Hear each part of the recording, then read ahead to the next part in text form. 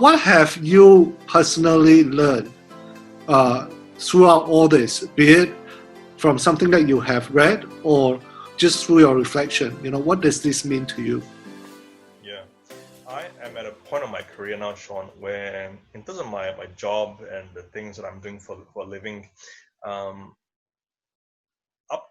think since we last caught up on through this virtual chat, I was still based in Adelaide, but as of 2 months ago, we are now based in Melbourne, Shaun.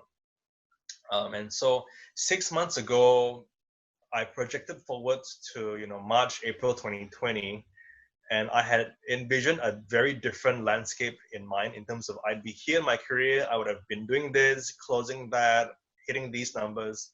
But all that has changed. All that has changed because we're living in a very different world where in terms of workshops and in face-to-face meetings, interactions have all been thank you very much, but no thanks. Do you have any online content, online courses? So I knew that even 3 years ago that part of my growth, I would have to build more online programs and courses for myself just to leverage technology. So in the last 2 weeks, to answer your question, I've been forced to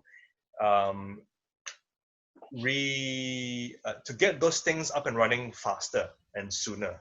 Because right now, I've been living off face-to-face workshops, coaching sessions, very little online on-demand content. Whereas right now, I find that I'm forced to create my own content.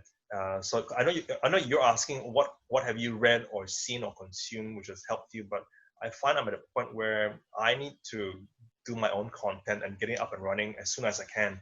And the other part of my answer, Shaun, is to move into building systems for myself. I think you and I, we're both, we love the whole thing about personal development and growth and personal learning. But I found that sentiment and emotions and inspiration can only take you so far. And to truly scale, we need to have systems, right? So it's sentiment versus systems. So I'm in a place right now where I'm trying to build systems around what I do, just so that it's not an ad hoc, scattered,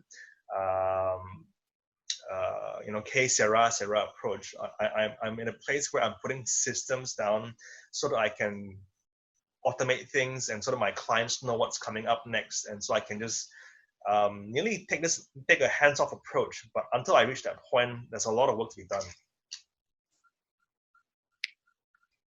Loving it.